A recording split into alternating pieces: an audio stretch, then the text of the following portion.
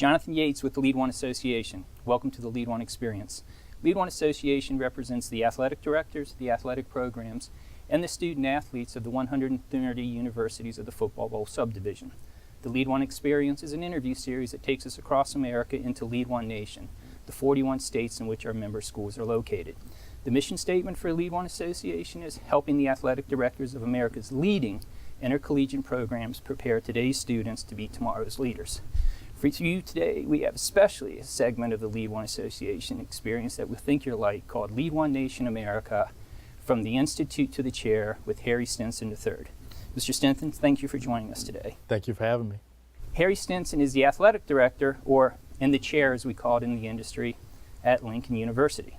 He's a man of letters, both academic and athletic. His baccalaureate degree was from Florida State University, and his master's was from Georgia State University, which are both valued members of the Lead1 Association. He was a letterman in varsity sports in high school at Dr. Phillips High School in Orlando and at college at Florida State University. It's going a little old school at first, Mr. Stinson, but hey, it's been a hell of a ride for you, so what can I say? Yeah. All right, so to start, we're going to channel our inner Marcellus Wallace from Pulp Fiction and get medieval. In 1597, Shakespeare in Henry V wrote, "Heavy rests the head that wears a crown." In 2011, Heisenberg in Breaking Bad said, "I am the knock at the door." In 2017, Harry Stinson III becomes the knock at the door at Lincoln University. So how far rewarding has it been for you now to be in the chair? It's been very rewarding, one, from the aspect that it was a goal. It's always been a goal to be an athletic director. But it means so much more being here at Lincoln University, the first historically black college and university to provide degrees, and to be in a place where Thurgood Marshall and Langston Hughes got their education. It's been great to be here and be a part of what we call the first experience. Now that you're in the chair, what have you found to be most rewarding about attending the institute that is put on by Lead1 Association and the National Association of College Directors of Athletics every year? How's it worked out in the real world? I think, when you look at everything, especially from the institute, you learn that no matter if you're at University of Oklahoma or here at Lincoln, the mission is still the same. We're here to serve students. We're here to make sure that they have the resources to be great. And so you get that whole feeling of rewarding, of being rewarding to students to see them succeed. Now, I noticed you talking to a student and one of their parents out there today. Is that part of the reward, getting to deal with the families to make sure that their children, you're taking care of them as well as their parents did? Most definitely. You want to make sure that their parents know that we're here to be caretakers for them, to help them along their matriculation process as they grow as young men and women. So it's always great to connect with them, see where they come from, and be a part of their growth.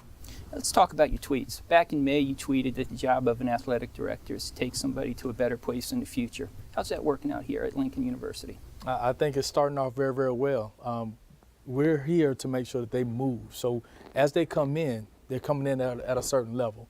And whether that's their level of understanding, their level of growth, their level of maturity, we're moving them to be positive impacts for our campus, positive impacts for our community. So at the end of the day, we can be champions for them as they are champions for us. Let's talk about the facilities on your community. There was a recent article in the Financial Times that said Chinese investors put $50 billion into the United States in 2016. How do you convince a rich Chinese businessman to donate you a new building at Lincoln University? Oh, tell them about the culture. Tell them about everything that this campus embodies and the students that have come out of this institution. I mean, you come to campus, it's a very, very easy sell. You see and you hear and you know and you fulfill. I mean, we have a museum here on campus. We have, some great facilities that were, that's a part of our rich legacy. So, to be a part is one of those things that you can really impact the lives of the future. So you're telling him to invest for the future by looking at the storied past of Lincoln University. So speaking of the past, Ray Tanner, the athletic director at the University of South Carolina, in a recent interview, he said, if I had to write myself a letter and say, what would I do different about my first 5 years? He said, I'd spend a lot more time at practice with the players. Now, You went to Florida State, you were a varsity athlete. Would that have meant that much to you to see the athletic director a lot more at the practice field? Yeah, it would. I mean, it shows that they care about you, that they know what you're going through as you prepare for battle and prepare for competition. Now, are you going to make that happen here at Lincoln Oh, University? most definitely. I go to practices on a regular. One, because I'm a fan. I love being around the sport. I miss that competitive spirit sometimes that you don't get from your day-to-day job. So Yes. Anyone called security on the creepy old guy hanging around the practice field yet? Not yet. Not yet. But I told everybody up front that I was going to be at practice, that I'll be in the back of the film room, just because I enjoy that aspect. And I think we can chat. I think the players are going to love it.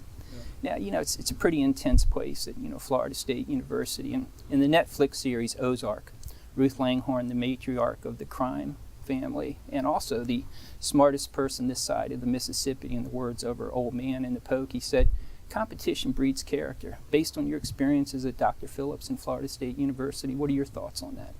I think it's true. I mean, from competition, you learn how to critically think. You learn how to understand what you can do and what you can't do during those times where you really don't know what to do next. But competition leads itself for you to learn more about yourself. And that's why I say athletics is really just a laboratory for the professional development, because we learn how to deal with adversity on a experimental basis, almost weekly and daily. Now, you were a record-setting athlete. I mean, how much adversity did you deal with? Trying to be better. That's adversity in itself. You see adversity in a variety of different ways, but when you're looking at trying to be great, when you're looking at trying to win championships, you're going to go through some adversity. How do I get over that next hurdle? How do I become better? How do I reduce my times? That was a very apt metaphor, as you were a champion hurdler, if I remember correctly. Correct. So I'm glad you used the word critical thinking. Let's take it from the Ozarks and Netflix, put down the remote control, and let's go to the hallowed venue of Gaston Hall at Georgetown University. Father James Hall gave his farewell address. He was a professor of political philosophy, and he said in it that the philosophy of sports has always been one of his most treasured subjects. He said one reason was, it's the only place where you actually see young men in full contemplation, is when they're watching a football game. But another more profound thing he said is that it never failed to amaze him how many men and women would come to him and say, "Father, why is it that sports is considered frivolous when it means so much to me?" And he said, as Aristotle said, it's a cause of action, and therefore it's not going to go away. Why do you think sports is so important to so many young men and young women? One, I think, is an outlet. I think it's where they can succeed, and they learn how to succeed and learn how to deal with being a competitor, learn how to deal with being who they really, really want to be. It's an outlet for everything that they're going through in life, and they're able to put all that energy into a sport. So it changes you, it makes you better, it makes you understand who you are. It self-validates you. Yes. If you're putting your time, effort, mental thought process into something that makes it worthwhile. Right. Let me ask you a question, sort of again, taking it from the individual to the community. Slough Ray, Virginia, June 1938, small town in the segregated South. My father's growing up on a farm there. Joe Louis, the Brown Bomber, is boxing Max Shellman, the German Aryan Superman, for the heavyweight championship. According to my dad, every male in Leray, Virginia, black or white, is gathered at the barber shop to listen to the fight on the radio. When Louis knocks out Schmeling, every person cheered. This is a decade before Harry Truman integrated the military, almost 2 decades before Brown versus the Board of Education by Thurgood Marshall integrated schools, yet the Brown Bomber, Joe Louis, had every person cheering that night in Leray, Virginia, as an American. In an interview I did recently with Representative King from Iowa, he said it was the girls' high school basketball team in Iowa that brought the community together. Nothing like sports can bring a community together. What in your past in sports has brought the community together? I would say just, especially in today's society, sport brings together folks who are coming from different walks of life. It brings together folks who are from different ethnic backgrounds, who are from different socioeconomic backgrounds. So just having the opportunity to see them, bring them together for that one cause. I saw it in Kentucky.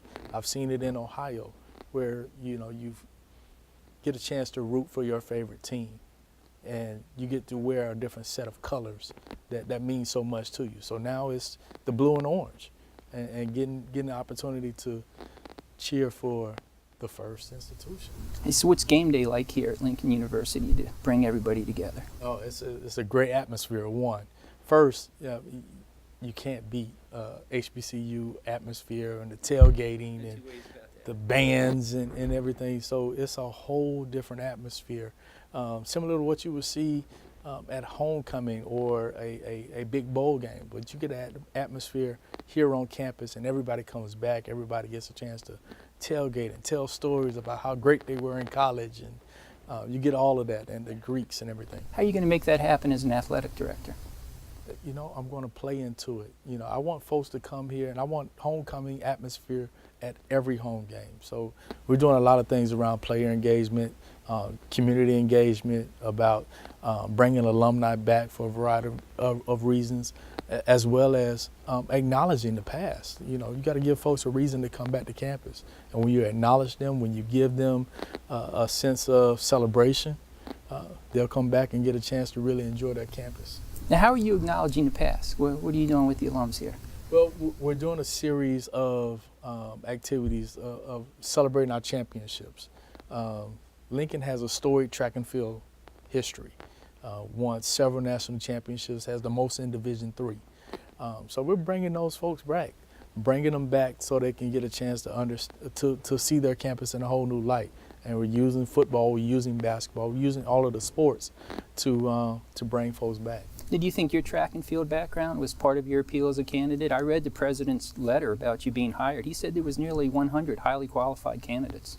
Well, I think most, he liked my competitive spirit, that I understand what it is to be a student, be a student athlete, and the opportunity to bring that rich tradition. And so I think me being an athlete kind of helped. So let's ask a question. Patton called it the defining moment. Churchill said it was the sharp agate point in which the preponderance of history's fate turned. Eminem said, you got to grab it, you never got to let it go. When did you decide you had to grab sports management as a career and never let it go? Well, as I was coming to an end of my sport career, I wanted to stay in the business of a sort. I saw myself as a businessman versus a person that would work in athletic training, which was my original major. So I changed my major from athletic training to exercise science, and took on a minor in sport management, and a professor that ended up being the reason how I got to Georgia State got me an internship with AAU, and I worked under Bobby Dodd, and he showed me the ins and outs and how to make sport work as a business. Well, let's hear about a little bit what it was like being a commissioner at such a young age. Well, it was a lot of fun, You're an expense account, huh? Yeah. But working for 13 presidents at the time, it was good to see things from a different perspective. So now as an athletic director now, I can see it from a presidential point of view, I can see from a conference point of view, and when we make decisions as an institution, how it impacts everybody from alumni to fans to even our conference. So let's get back to your tweets. In June, you tweeted that from the AD choices, you said you got to embrace that fear of stability. Mm-hmm. What fear of stability have you brought here to Lincoln University in your short tenure? Thinking outside the box. We can't do things in the conventional way. I mean, we're sitting in a hub where you can be anywhere in 2 hours. You can be in Madison Square Garden or in the Verizon Center. So we have to give folks a reason to come here and to engage and be involved and enjoy the atmosphere that we bring. So think outside the box. Let's do some things that's creative. In terms of the atmosphere here, there's obviously a heavy emphasis put on academics among the athletes. Mm-hmm. Specifically, I'm talking about the Lincoln Lions baseball team, which just won that reward. Have you guys found that to be helpful in recruiting? I think so. Our scholarship dollars are limited, so the more student athletes that we're able to get on an academic scholarship, the better. And the thing that I'm most proud about, and we just discussed this last week, was that 48% of my student athletes, have over a 3.0 GPA. That's very impressive. Yeah. Hey, now, let's go back to that Shakespeare reading. I got an article from Forbes says an average college scholarship can be worth as much as $150,000 a year at a private school for an athlete. There's another Forbes article that says you get over $2 million in higher earnings from a college athletic scholarship. Now, I've also got a report from Drexel University that says that a great majority of athletes live under the poverty level. What's the meal plan like here at Lincoln University for a scholarship athlete? Well, all of their meals are taken care of. I mean, they get 3 meals a day from our Thompson hospitality group. And we've been working with them to make sure that they provide a nutritional aspect to it. So in our training room, they take the menu every day and highlight what's good and what's bad to eat. And we see everybody coming in every day taking pictures of it so they can make great decisions. So, are freshman males making those great decisions about what to eat and what not to eat? They're going to learn. They'll learn, but yes. Speaking of learning, in the world university rankings of the best universities in the world, 13 of the top 16 are American. Of those, some have great athletic programs. Stanford, Duke, Michigan, Berkeley. Doesn't get much better. Now, the athletic department is called the front porch of the university. So, do you think that the athletic department is contributing to these schools getting the highest ranking as the best in the world? I think folks want to be a part of something greater than themselves, and athletics provides that opportunity, whether it's winning a championship or going to a place that has a tradition of winning, like Alabama. You want to be at a place where you get to grow, you get to learn, but you get to be a part, and being a part of a good athletic department kind of transcends, and folks want to be a part. This is part of an athletic department people really don't talk about that much. The athletic department is the most intellectually stimulating one on campus. From the athletic department, you have sports nutrition, sports medicine, sports psychology, kinesiology, sabermetrics. You even have the physics of basketball as a book. There's a book about the physics of baseball. There's no book about the nutrition of physics. Yet, every week when I read the New York Times book review, they have an interview series with authors. They always ask them, what book's on your night table? Never once does anybody have a sport book. Even though athletic directors have created sports journalism and sports communication, why do you think the rest of the university looks down on the athletic department when it has stimulated so many academic areas? Well, I think, you have to look back at what athletics used to be and the model of it. It was an activity. And it just spawned into a business part of the athletic department. It spawned into it being more than just a recreational program that's ran by students. So now it's an integral part of the university and the student experience on campus. So when you talk about it, when you think about it, this whole enterprise that we are embarking on is changing in front of us. Now you have a new president here at Lincoln University too. Is she embracing the athletic department? Yes.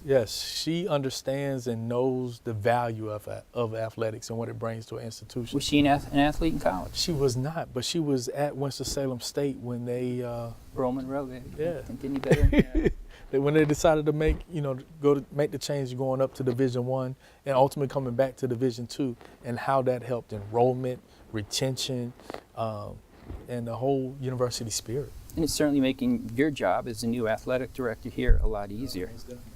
Now, John Wooden, who was selected as the best coach of all time, he was a legendary basketball coach at UCLA, he was asked by Kareem Abdul-Jabbar why he went into coaching rather than teaching English, which was his first love. And he said because when he was in the Navy in World War II, he noticed that he got letters from virtually all his former players who he had coached, but he got very few letters from those students he taught. And then he realized that there was a bonding that took place in practice and in games when you had a common goal and a common foe. What was that bonding like at Florida State? Well, the bond between your coaches is great. I still have conversations today. I actually just ran into the guy that recruited me, Hollis Metters, who's the head coach at University of North Carolina. Now, do you have those conversations with your former English teacher? Not so much. Not so much, just the coach. Yeah, but it's because you go through so much. They train you, they motivate you, they help you get beyond where you are, and they're the person that you talk to when you're having issues at home or just trying to manage manage the expectations that they see in you. So, they motivate you on a day-to-day basis, and that leads to a great relationship. And you hope to be inspired that way as the athletic director too? Oh, most definitely. Now we're going to go one more question about John Wooden, since he was voted the best. He was asked, what's the best way to win? And he quoted Socrates when Socrates said in Plato's Republic, Book 7, that the educator knows that you cannot teach the student, you have to make the student open to being taught and learning. About that, John Wooden said, don't think about winning, think about preparing to win. How, as the athletic director, are you going to bring that outlook here at Lincoln University? Well, providing resources, one, and two, making sure that we position ourselves to succeed. I want the student athletes to have a great experience. And when they have a great experience, they win championships, they grow, they learn, they become ambassadors, they lead to the experience for the regular student. Do you see the baseball team inspiring the other teams? Oh, I think so, because, winning in the classroom ultimately leads to winning winning on the field. Now, at Lead1 Association, we did an interview with the Miami Dolphins, who led the league last year in having 13 players return from the NFL to finish their degrees. And they said that they are an incredibly competitive group of people, that when one person finished their degree, the other football players wanted to finish theirs. Do you see that here at Lincoln University? Yeah, I see folks wanting to finish their degree in 4 years. I see folks wanting to be the best and have we have an internal rivalry amongst all the sports to see who can have the highest GPA. And right now we have, of our 13 sports, 7 of them have over a 3.0 as a team. So, how do we engage the rest of the community, the rest of the campus, to succeed and fight and get that 3.0? So you probably have players who are doing better academically than they did in high school. Yeah. And it all comes down to having motivation and having somebody believe in you. In that, you a lot of times feel like you're their parent, you're so proud of them? Yeah. You're the big brother. You're the uncle that they had. You're not old enough to be their parent just yet. You want to cut me down. I'm the big uncle. There you go. The other uncle. Hey, now speaking of parents, man, let's get back to your tweets. One of your tweets said you wrote messages to your 2-year-old daughter. What did you send to her in your most recent message? I told her about my move here. She's 2, and they're back in Ohio, and she's been spending some time in Florida. So as she gets older and gets a chance to Spring to break read, in Florida, man, it's great. Oh man, I miss Florida. But you should get an understanding of Dad took a new job and what it means for her and what it means for me and our growth. Now, speaking of your daughter, Scott Barnes, the athletic director at Oregon State, at the Institute this year, he said, if you want to get rich, coach college football. Would you let your daughter marry a rich college football coach? I would. Would you let her marry a rich college athletic director? I would. How about a poor college athletic director? I would. There you go. So, very open-minded father. Hey, man, we went old school at the start. Let's get old school at the beginning. George, the Iceman Gervin, one of my favorite ABA players, when he came back from an injury, he scored 45 points in a game. Someone said to him, was this revenge, being benched by the coach? And he said, nah, just the way the Lord planned it. Ice be cool. Lead1, be cool, Mr. Stinson. Thank you for the interview. Thank you. It's been a pleasure. Thank you for having me.